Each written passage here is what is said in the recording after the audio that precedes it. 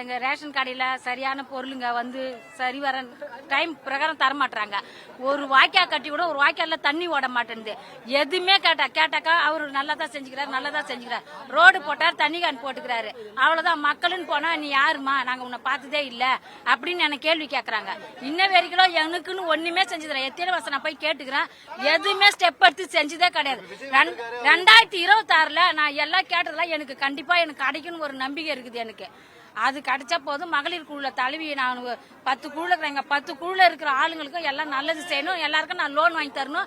எல்லாம் சிறப்பா எல்லாம் கொண்டாடணும் மகளிர் தினத்தை இந்த வருஷம் மார்ச் 8ல. அதனால எதுவா இருந்தாலும் விஜய்க்கு தான். மகளிர் அணி ஓட்டு ஃபுல்லா விஜய்க்கு தான். ஆமா, விஜய்க்கு தான். மேடையிலே வீசுகின்ற மெல்லிய பூங்காற்றிலே அருமையாக தானே தலைவர் நம்ம தமிழகத்தை போலவே புதுச்சேரியில உள்ள மக்களுக்கு நல்லது செய்யறதுக்காக வந்திருக்கிறாங்க.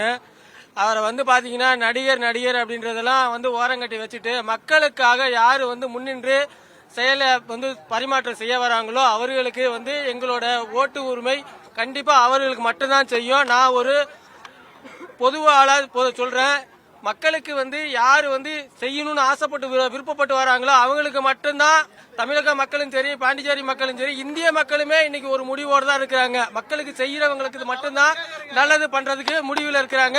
விஜய் பார்த்ததுல ரொம்ப சந்தோஷம். ஃபர்ஸ்ட் ஆஃப் ஆல் நம்ம விஜய் சார் பார்த்து ரொம்ப சந்தோஷம். ஃபர்ஸ்ட் ஆஃப் ஆல் பாண்டிச்சேரி போலீஸ்க்கு ரொம்ப தேங்க் பண்ணிக்கிறோம். ரொம்ப ரெஜிஸ்ட்ரேஷன் பண்ணிருந்தாக்க எங்களால, நாங்க லேடிஸ் நாங்க வீட்டுல நடந்துதான் எங்களால பாத்துருக்க முடியாது. பாண்டிச்சேரி கவர்மெண்ட்டுக்கும் பாண்டிச்சேரி போலீஸ்க்கு நாங்க ரொம்ப தேங்க் பண்ணிக்கிறோம். இப்போ அண்ணனை பார்க்கறதுக்காக தான் இங்கே வந்தோம். நான் மகளிர் அணி நிர்வாகியாக இருக்கிறேன். நான் நாளை தீர்ப்புலேருந்து இன்னைய வரைக்கும் ஒரு படம் கூட மிஸ் பண்ணது கிடையாது எங்கள் அண்ணனை.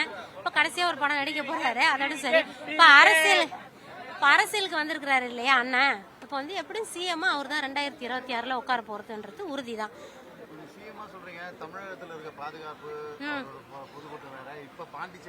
பாண்டிச்சேரியில் சிறப்பாக செஞ்சாங்கங்க.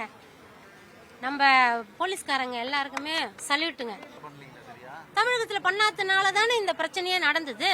அவங்க இந்த மாதிரி செஞ்சிருந்தாங்கன்னா இந்த ஏன் சம்பவம் நடக்குது? எங்க அண்ணன் பேர் ஏன் ஒரு கெட்ட பேர் வந்திருக்காது? கரூர்ல 41 பேர் செத்ததுக்கு டிவி கூட்டம் தான் அப்படின்னு ஏன் சொன்னாங்க? அது சொல்லக்கூடாது.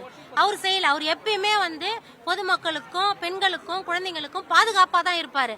ஏன்னா அவரை நாங்க பிரிச்சு பார்க்கல. எங்க வீட்டுல அண்ணனா தான் நினைக்கிறோம். எங்க அம்மா பிள்ளையா நினைக்கிறாங்க. விருந்தாடி மாதிரி நாங்க எங்க அண்ணனை கூட்டு பத்திரமா நாங்க அனுப்பி வைக்கணும்.